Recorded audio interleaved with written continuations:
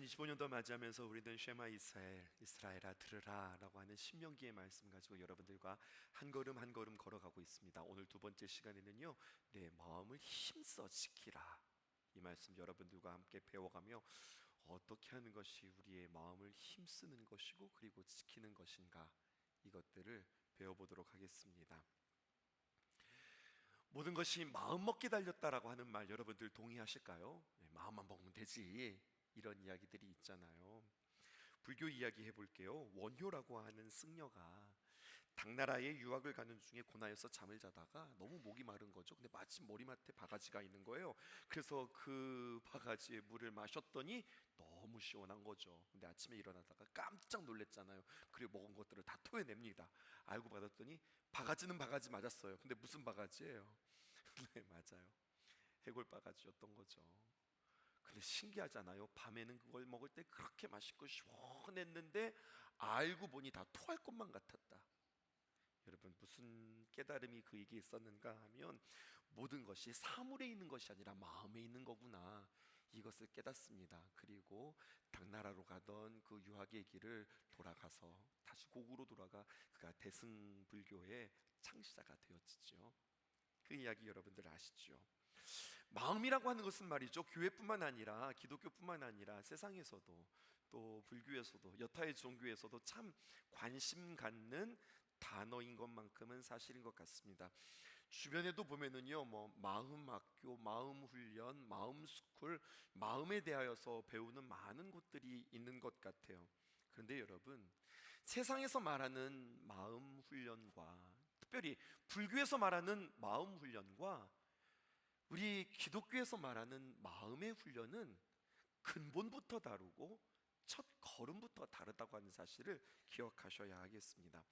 우리 기독교의 신앙은요, 우리 기독교의 걸음은 내 마음을 지키고 또 내 마음을 훈련하고 또 내 마음을 잘 만들어가는 그 힘을 나에게서 비롯하지 않습니다. 그러니까 내가 무언가를 할 수 있다고 이야기하지 않는 것이 기독교의 신앙이에요. 여기에 복음이 있고 또 여기에 구원이 있습니다. 우리가 누구일까요? 우리가 누구일까요? 사람을 성경은 우리에게 이렇게 정의하고 있습니다. 사람을 진단하기를 로마서 3장 10절에서 12절에 있는 말씀입니다. 기록된 바 의인은 없나니 하나도 없으며, 11절, 깨닫는 자도 없고 하나님을 찾는 자도 없고, 12절, 다 치우쳐 함께 무익하게 되고 선을 행하는 자는 없나니 하나도 없도다, 이렇게 이야기하고 있어요. 사람의 한계를 아주 적나라하게 우리에게 이야기하고 있는 사람의 진단의 아주 표본이 되어지는 말씀입니다. 2022년도 여러분들을 처음 만나고 취임을 하면서 여러 목사님들이 오셔서 축하해 주시고 그리고 축복해 주셨어요. 그리고 저에게도 말할 수 있는 기회를 주셔서 제가 앞에 나와서 처음 했던 취임사 혹시 기억하세요?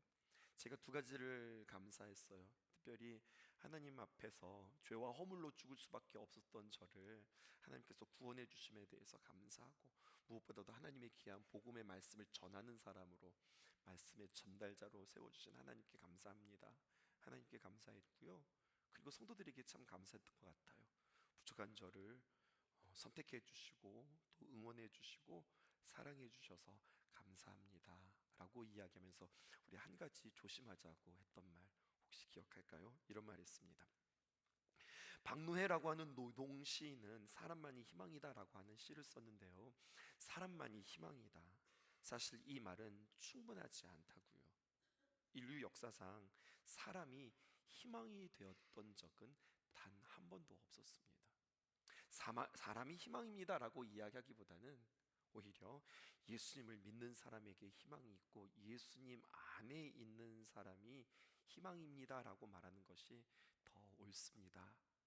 그러므로 우리는 무엇보다도 사람에게 기대하는 것이 아니라 우리를 일으키시고 인도하실 그 하나님을 기대하며 저의 목회에 있어서 무엇보다도 예수님의 사람들, 하나님의 사람들을 만들어가는 일에 저는 최선을 다하겠습니다라고 이야기했던 것 여러분들 기억하실까요? 새로운 목사님이 오셨으니 얼마나 잘할까라고 기대했지만 조금 지나고 보니까 별거 아닌 거 아시겠죠? 사람에게는 희망이 없어요. 사람에게는 뭔가를 기대하지만 실망할 뿐입니다. 우리와 함께 하시고 우리 가운데 일하시는 그 하나님을 신뢰하는 것, 그것이 무엇보다도 중요해요. 복음은 무엇일까요? 이런 거예요. 우리 이제 2025년도를 시작한 지 이제 한 열흘 정도 지났는데 얼마나 많은 각오, 또 얼마나 많은 다짐, 좀 잘해봐야 되겠다라고 하는 마음들이 우리 안에 있었을까요? 그런데 왠지 또 작년하고 그대로 돌아간 것만 같은 그러한 모습 아니에요? 다짐을 했는데 잘 안 되는 거예요. 마음 같지 않은 거죠. 실망하게 되어지는 겁니다. 근데 여러분, 복음이 뭔 줄 아십니까? 이렇게 나 자신에 대해서 실망하고 망연자실하고 난 못하네, 안 되겠네 라고 항복하고 있을 때에 하나님께서 우리에게 찾아오신다는 거예요. 하나님께서 우리에게 찾아오신다, 이게 복음입니다. 무지한 나, 이것을 로마서로 한번 표현해 볼까요? 무지한 나를 이렇게 표현하고 있어요. 로마서 5장 6절에는 내가 아직 연약할 때에, 로마서 5장 8절에는 내가 아직 죄인 되었을 때에, 로마서 5장 10절에는 내가 심지어 주님과 원수 되었을 때에 주님께서 나를 처리하지 않고 주님께서 나를 버리지 않고 그런 나를 불쌍히 여기며 긍휼히 여기며 나에게 찾아오셨다는 거예요. 찾아오셔서 에비, 이게 아니라 찾아오셔서 하나님께서 우리에게 무엇하느냐 가르쳐 주시는 거예요. 내가 어떤 사람인지, 나의 의도가 무엇인지, 나의 방법이 무엇인지 나에게 찾아오셔서 알게 하시고 깨닫게 하시는, 무지한 나에게 전지하신 하나님께서, 모든 것을 아신 하나님께서 우리에게 오셔서 가르쳐 주시는 분이세요. 또 하나님은 어떤 분이실까요? 무능한 나, 아무것도 할 수 없는 나 뭔가 좀 잘할 수 있을 거라고 생각했는데 하는 것마다 잘 되기보다는 다 그르치는 나에게 주님께서 찾아오셔서 나와 함께 하시면서 야, 너 혼자 하니까 안 되겠지, 한번 맡겨볼래? 나와 같이 한번 해볼래? 내 방법대로 해볼래? 하나님의 귀한 말씀에 순종하면서 나갔더니 되네. 이렇게 하는 거네. 하나님이 나의 삶 가운데 도우시네. 이것을 맛보는 것, 무능한 나에게 전능하신 하나님께서 오셔서 그 일들을 막 이렇게 이루어 가시는 모습들을 경험하는 것을 통하여서 나에게는 소망이 없습니다, 하지만 하나님께는 소망이 있습니다 라고 우리는 고백하게 되는 거예요. 고백하게 되는 거예요. 자꾸만 우리는 비워내잖아요.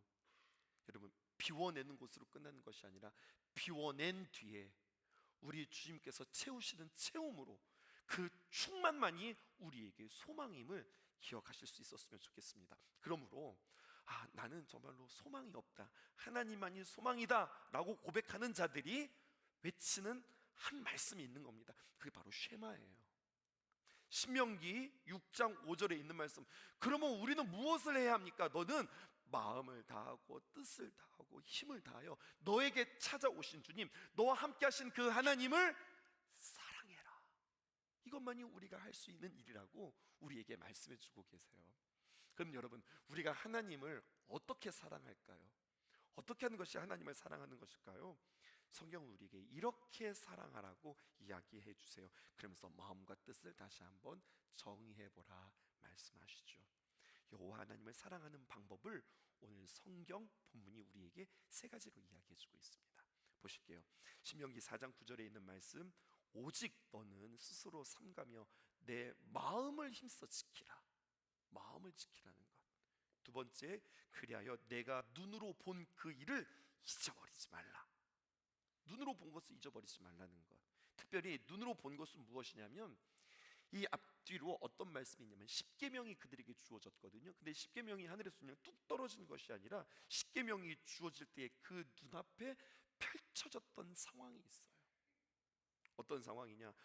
번개와 천둥과 빽빽한 구름과 나팔 소리와 같은 큰 소리가 있었고요.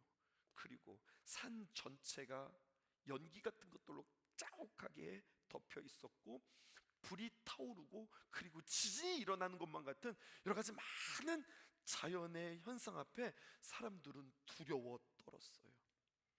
말씀이 주어질 때 너희들은 이걸 보아라, 이렇게 하나님의 귀한 말씀이 주어졌어. 이게 중요한 것이 아니라 말씀이 임할 때의 그 두려운 현상을 통해서 너희는 하나님의 말씀을 대할 때는 이러한 두려움과 이러한 위험과 이러한 거룩함으로 말씀 앞에 서라. 이것을 주님께서 말씀하시는 거예요. 그리고 세 번째, 하나님을 사랑하는 것은 무엇이냐? 그것을 내 아들들과 내 자손들에게 대대로 이것들을 전해라. 하나님의 말씀을 전하라. 이것이 하나님을 사랑하라는 말씀이에요. 그런데 보세요, 무엇입니까? 마음을 지켜라. 그리고 내가 본 것을 기억해라. 그리고 그 하나님의 귀한 말씀을 자자손손으로 전해라 라고 하는 것, 이게 하나님을 사랑한다고 할 텐데, 이 세 가지의 항목은 첫 번째 항목, 내 마음을 지켜라 라고 하는 항목이 이루어질 때에 두 번째와 세 번째가 이루어지는 거예요. 근데 여러분, 하나님께서 마음을 지키라 라고 할 때요, 표현을 이렇게 이야기하고 있습니다. 뭐라고 하냐? 다시 한번 4장 9절을 보실게요. 너는 스스로 삼가며 내 마음을 힘써 지키라. 뭔가 수식어들이 굉장히 많아요. 그냥 이렇게 하면 될 것 같은데요, 너는 마음을 지켜.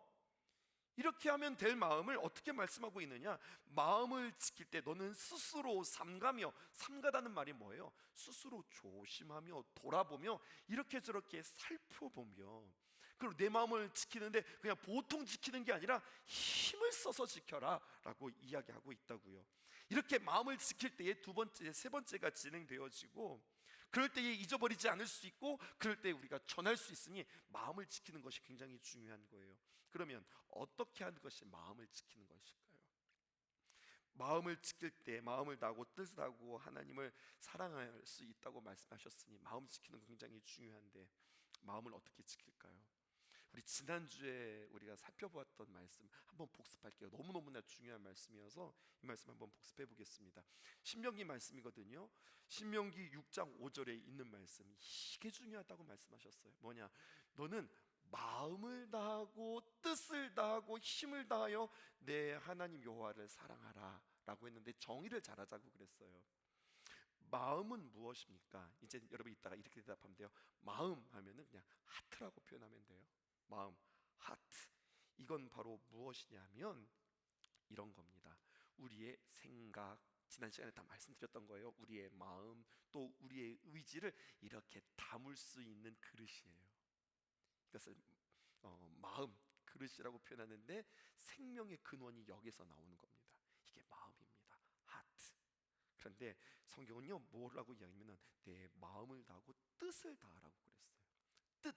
뜻은 뭘까라고 이야기할 때 여러분들에게 이렇게 말씀을 드렸네요.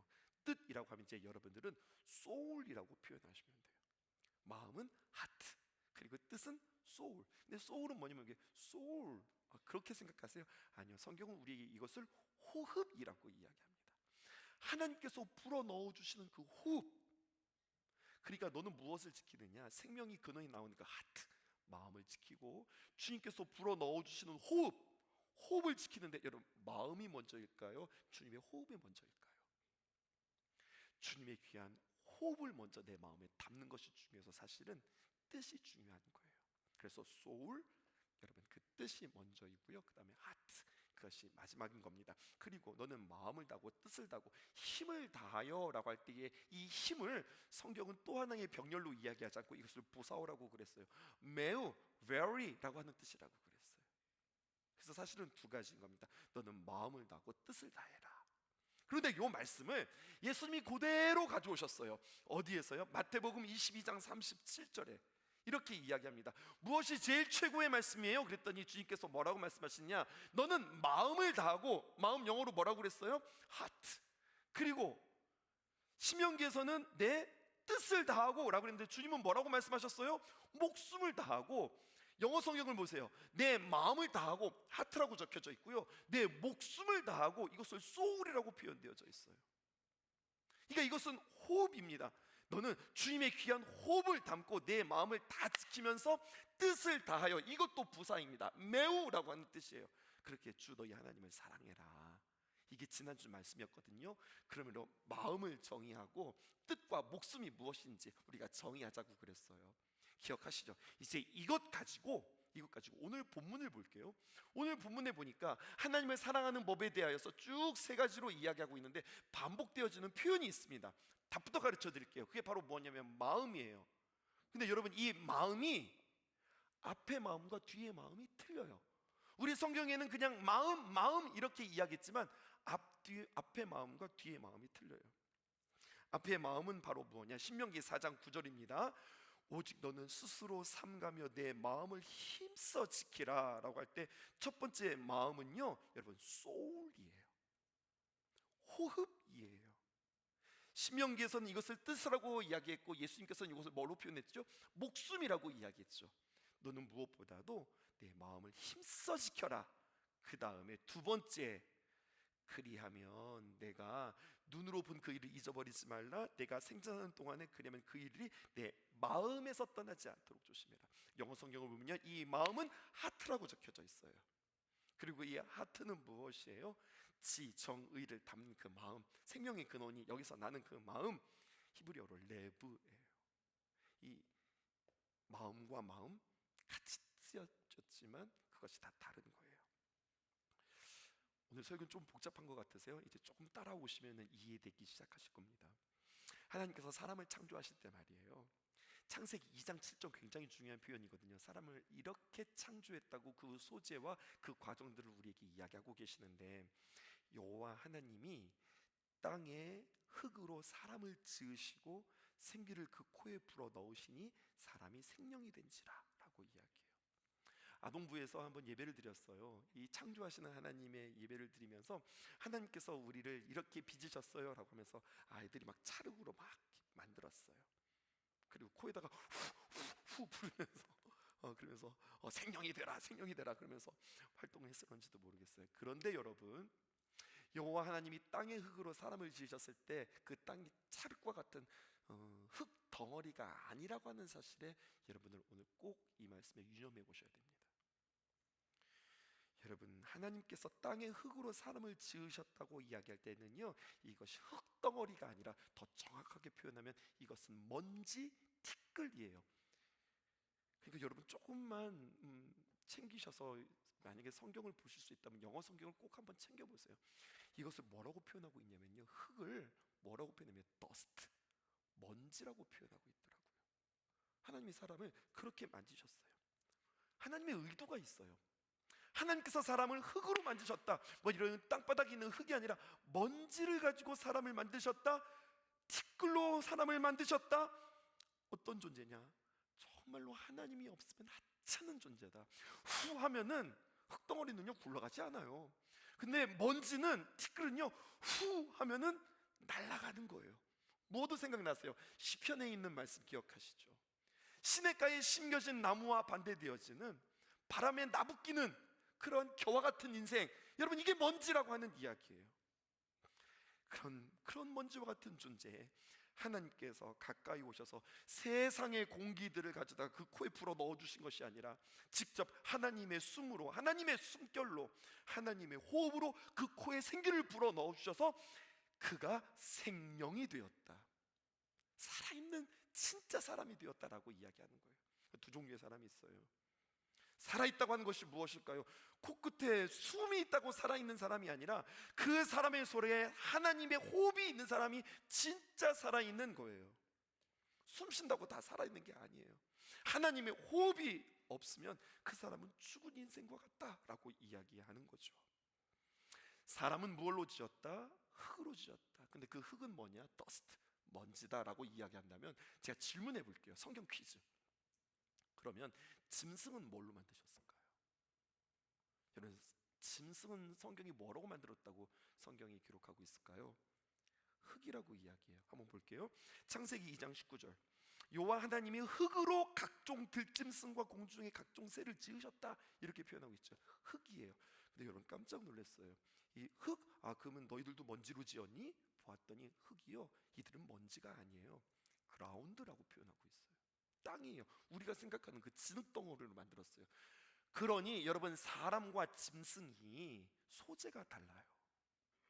사람에게는요 여러분, 허무, 염세적 회의감, 공허함, 허탈함, 이런 것들이 있는데 짐승에게는 이러한 감정이 없어요. 아니요, 더 정확하게 말하면 이런 감정을 느낄 수 없어요. 우리 집에도 짐승이 있잖아요. 조이라고 하는 애. 가만히 보면 좀 회의감이 느껴지는 것 같아요. 공허한 것 같아요. 막 우리는 맛있는 거 먹고 있는데 자기는 주지 않으니까 공허하다, 이렇게 아련하게 쳐다보는 것 같지만 사실은 그 심정은 공허함이나 허탈함이나 허무함이 아니에요. 젠장, 주인은 저렇게 맛있는 고기를 뜯어먹고 나는 사유를 하니 이게 말이 돼? 그러면서 살만 안 난다. 나 진짜 죽고 싶다. 그래서 여러분 막 베란다에 올라가가지고 막 죽고 자살하고. 여러분 짐승이 자살한다는 이야기 들어보셨어요? 그건 없어요. 그런 감정이 없어요. 허무함이나 공허함 이런 게 없어요. 근데 사람은요 이런 마음이 있어요. 소재가 달라서 그래요. 전 이렇게 해석하고 싶어요. 먼지, 오직 사람만 느낄 수 있는 감정, 먼지와 티끌이라고 하는 속성을 여러분들 생각해 보세요. 그런 우리에게 하나님께서 찾아오셔서 코끝에 생기를 불어 넣어주심으로 말미암아 호흡이 그 안에 들어감으로 말미암아 진짜 사람이 되었다니까요. 그러기에 조금 더 들어와 보실까요? 에덴 동산에서 하나님께서 먹지 말라고 했던 그 선악과를 따먹었을 때 하나님께서 아담에게도 하와에게도 징계하셨지만 누구에도 징계하십니까? 뱀에게도 징계하세요. 근데 그 뱀에게도 흙이라고 하는 이야기가 나오세요. 제가 한번 읽어드릴 테니까, 그리고 한번 퀴즈를 낼 테니까 한번 맞춰보세요. 창세기 3장 14절입니다. 여호와 하나님이 뱀에게 이르시되, 아담에게도 이야기하고 하와에게도 이야기하고 뱀에게도 이야기합니다. 뭐라고 이야기하느냐? 네가 이렇게 하였으니, 어떻게 한 거예요? 불순종했으니 네가 모든 가축과 들의 모든 짐승보다 더욱 저주를 받아서 너는 배로 기는 인생 살아가게 될 거야. 그리고 이런 말을 합니다. 흙이 나오죠. 뭐라고 이야기합니까? 살아있는 동안에 흙을 먹을지라. 질문, 여기서 말하는 흙은 찰흙덩어리 그런 흙일까요? 아니면 더스트, 먼지일까요? 놀랍게도 먼지입니다. 티끌입니다. 그러면 결론 나는 거예요. 무슨 결론이 나는 줄 아십니까? 다시 말하면 하나님의 호흡 없이, 하나님의 생기가 없어서 살아있는 삶, 영적인 생명이 아닌 그는 죽은 사람이 되어버리면, 하나님의 호흡이 없으면 그는 뱀의 먹이가 된다고 하는 사실이에요. 성경이 이것을 우리에게 이야기하고 있는 겁니다. 여러분, 하나님의 호흡? 있어도 되고 없어도 되고, 이것이 아니라 하나님의 호흡이 없으면 나는 살아있는 생명이 아니라 나는 먼지일 뿐이에요. 근데 그 먼지는 마귀의 먹잇감이 된다는 이야기예요. 그런데 반대로 역전이 일어나는 겁니다. 그러한 먼지와 같은 우리에게 하나님께서 찾아오셔서 그 코끝에 호흡을 불어 넣어주심으로 말미암아 내가 생명이 되면, 창세기 3장에 보면 원조 복음에 이러한 말씀이 있어요. 그는 어떤 자가 되느냐? 뱀의 머리를 밟는 자가 되어지는 거예요. 이기는 자가 된다고요. 승리하는 자가 되어지는 거예요. 그러므로 주님께서 우리에게 숨을 불어 넣어주실 때 그 숨을 받아 내 안에 채우는 것, 이건 얼마나 중요한지 몰라요. 그런 의미에서 다시 한번 4장 9절에 있는 말씀을 보십시다. 이제 이렇게 설명하고 다시 한번 볼게요. 오직 너는 스스로 삼가며 조심해서 너의 소울, 너의 마음을 힘써 지켜라. 소울, 호흡, 목숨, 주님께서 불어넣는 그 생기, 이거 놓치지 말고 꼭 지켜. 하나님의 호흡을 받아들이는 그 통로, 주님께서 언제나 우리에게 찾아오셔서 불어넣어 주시기를 원하는 거거든요. 마음문을 활짝 열고 그 호흡을 내가 받아 누림으로 말미암아 주님의 호흡을 지킬 때 무엇까지도 지킬 수 있다고요? 우리의 마음, 하트까지도 지킬 수 있다고요. 소울을 지킬 때 하트도 지킨다고요. 그래서 성경은요, 마음과 뜻이라고 하는 것이 항상 짝으로 나옵니다. 증명해 드릴게요. 신명기 4장 29절. 그러나 내가 거기서 내 하나님 여호와를 찾게 되리니 찾으면 너는 만난다. 근데 어떻게 만납니까? 만일 마음을 다하고 뜻을 다하면. 이제 번역할 수 있겠죠. 마음은 무엇일까요? 하트. 뜻은 무엇일까요? 소울. 뜻은 뭐라고요? 주님의 귀한 호흡을 다하고 그 마음을 지키면 너 하나님 만날 수 있어. 이렇게 되는 거예요. 신명기 10장 12절에 있는 말씀 보실까요? 이스라엘아, 내 하나님 여호와께서 내게 요구하는 것이 무엇이냐? 곧 내 하나님 여호와를 경외하며 그 모든 도를 행하고 그를 사랑하며 마음을 다하고 뭐예요? 하트. 그리고 뜻을 다하여 무엇일까요? 소울. 그렇게 너는 여호와 하나님을 섬길 수 있다.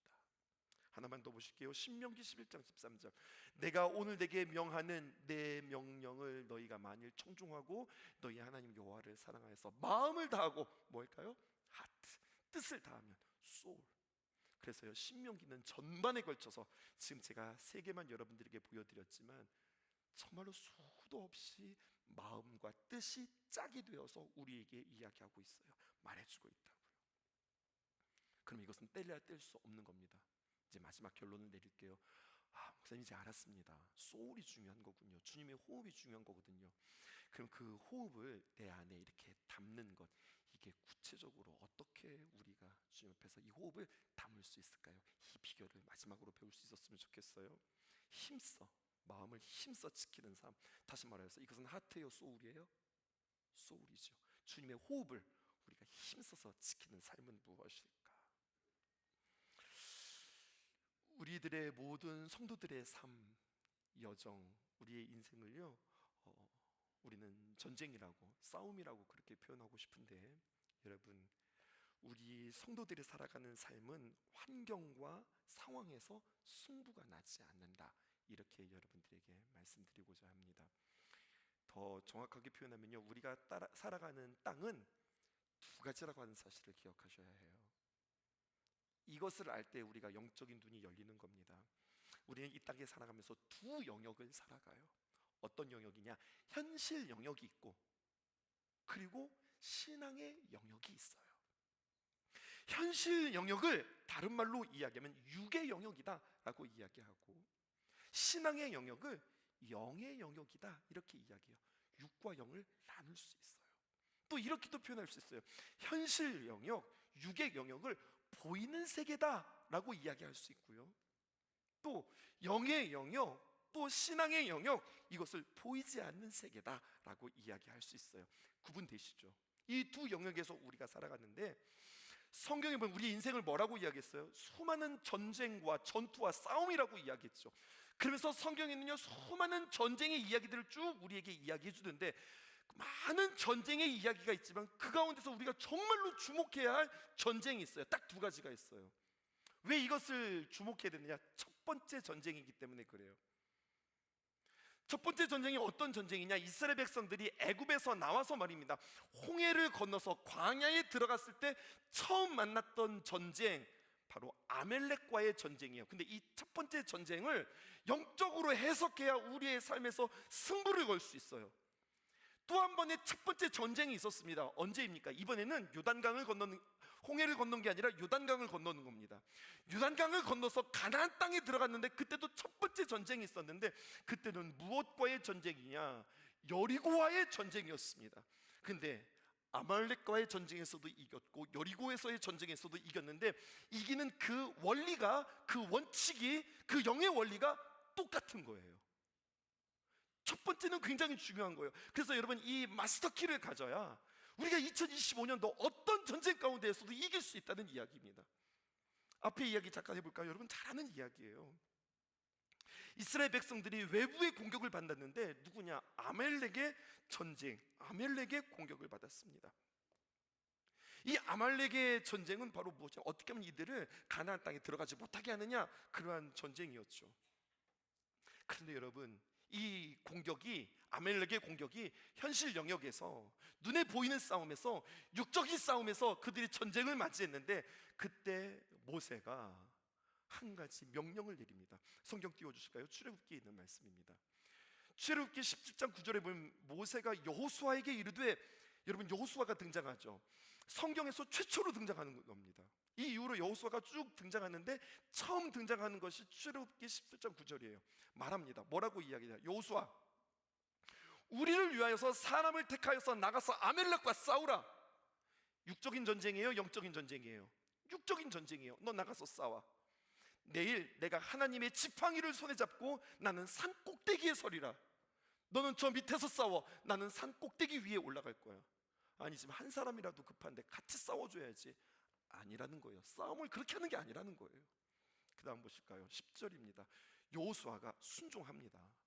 모세의 말대로 행하여서 아멜렉과 싸우고, 모세와 아론과 훌은 산 꼭대기에 올라가서, 잘하는 이야기예요. 11절 보실까요? 이렇게 되어집니다. 모세가 손을 들면 이스라엘이 이기고, 사람이 힘이 붙이는 거잖아요. 그래서 손이 내려오면 이스라엘이 지고, 반대로 아멜렉이 이기게 되어지는 그 현상을 그들은 보게 되어져요. 현실에서 일어나는 싸움과 전쟁과 모든 결과들이 어디서 비롯되는 거예요? 산에서 모세가 손을 들어 기도하면 이기고 손을 내리면 지더라라고 하는 거죠. 영적인 호흡이 뭔 줄 아시겠습니까? 눈에 보이는 싸움은 현실 영역에서 싸움이 아니라 우리가 믿음에서 승부를 걸어서 믿음에서 이길 때에, 여러분, 현실 세계에서도 이긴다고 하는 원리를 우리에게 이야기하고 있어요. 첫 번째 전투라고 그랬죠. 또 하나의 첫 번째 전투가 있습니다. 동일하게 여호수아입니다. 여호수아가 가나안 땅에 들어갔어요. 그리고 처음 만난 게 바로 무엇이냐? 여리고성이었어요. 여리고성을 무너뜨리는데 하나님께서 말도 안 되는 또 한 번의 영적인 전쟁을 선포하세요. 뭐라고 이야기하는가? 일어나라, 아무 말도 하지 마. 나팔 소리를 들으면 여리고성 한 바퀴를 돌아라. 돌았는데요, 잘했어, 들어가. 이게 전쟁인 거예요.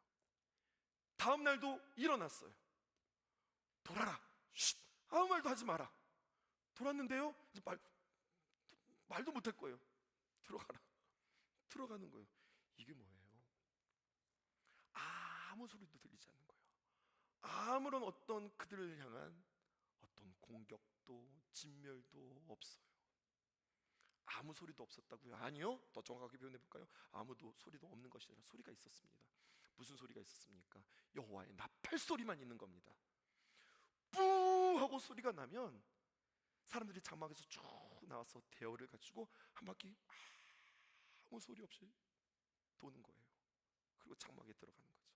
이것이 하루, 이틀, 사흘 지나면서 육적의 세계에서는 아무 현상도 없지만 영적인 세계로 볼까요? 주님께서 그 여리고를 무너뜨리고 흔들고 쥐어잡고 주님께서 부수는 이야기들이 차곡차곡 징게 되어지는 거예요.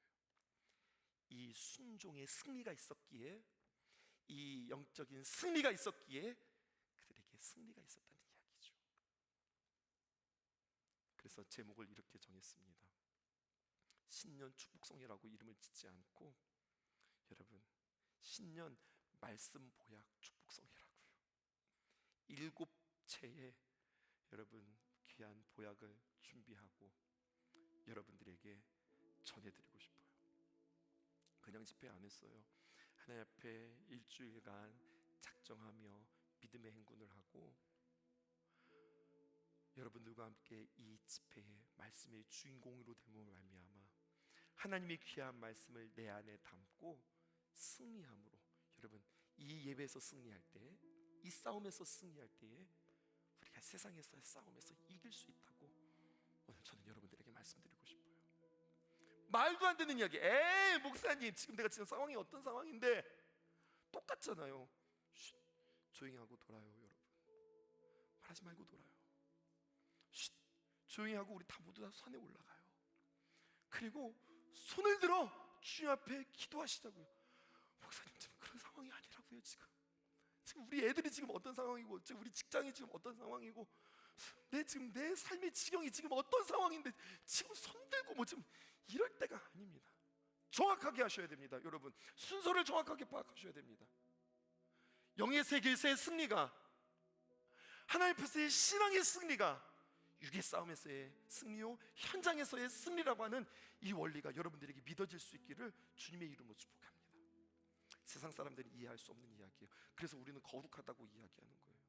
세상 사람들과 다른 방식으로 살아가는 거예요. 그게 바로 우리 예수 믿는 사람들이라고 이야기하는 거예요. 그렇게 정말 그렇게 주님의 귀한 말씀으로 보약으로 채웠더니 그것이 나에게 정말 힘이 되어 주님 앞에 영광스럽고 힘이 있고 승리하는 삶을 살게 되었습니다. 고백하는 저와 여러분들 되기를 주님의 이름으로 축복합니다. 무릇 그리스도 예수 안에서 경건하게 살고자 하는 자는 박해를 받으리라. 하지만 박해를 받지만 우리는 그 박해 가운데서 뚫고 나아가는, 돌파하는 그러한 귀한 간증이 있어서 여러분 2월, 3월 암송 구절이 쭉 진행되어지면서 이것은 암울한 이야기가 아니라 처음에는 암울해 보이지만 우리에게는 승리와 기쁨의 귀한 말씀들로 진행되어질 것이라고 하는 것을 기억하고, 여러분 꼭 정말로 귀한 말씀, 정말로 재미있게 쉽게 임팩트 있게 귀하게 전하시는 그 말씀을 꼭 마음에 새길 수 있었으면 좋겠습니다. 저도 여러분들과 같이 예배자에 앉아서 메모하며 기도하며 사모하며 귀한 예물 드려가며 저도 여러분들과 같이 그렇게 예배할 거예요. 그 하나님 기대되십니까? 그 주님 여러분들 마음속에 사모되십니까? 그 은혜가 있기를 주님의 이름으로 축복합니다. 다 함께 자리에서 일어나실게요.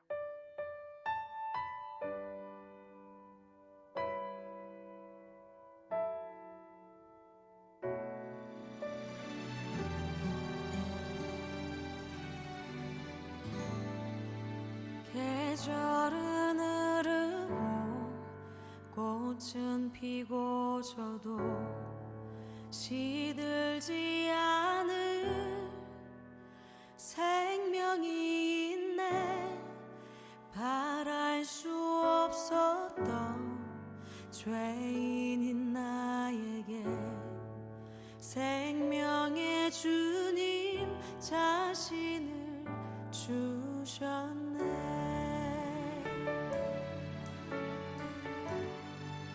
계절은 흐르고 꽃은 피고 저도 시들지 않은 생명이 있네.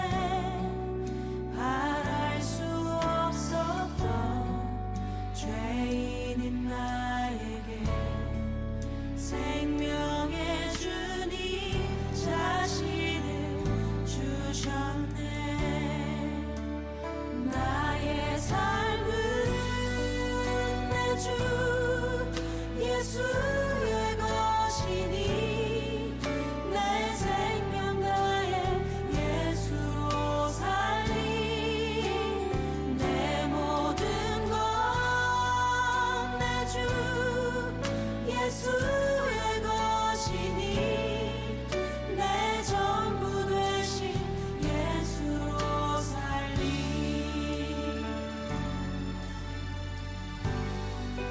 바람이 스치고 삶은 지나가도 꺼지지 않은 소망이 있네. 그 길을 떠나서 헤매는 자들이 주를 찾도록 나 살길 원하네. 나의 삶은 내 주 예수의 것이니 내 생명 다해 예수로 살리.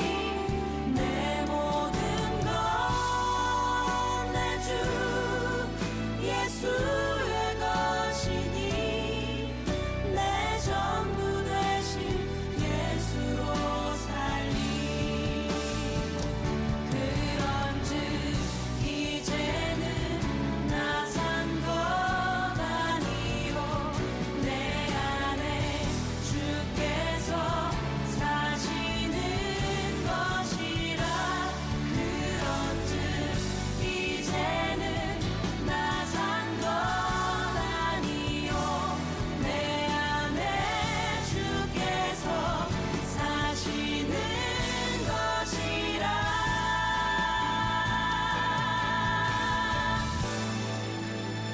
나의 삶은 내 주 예수의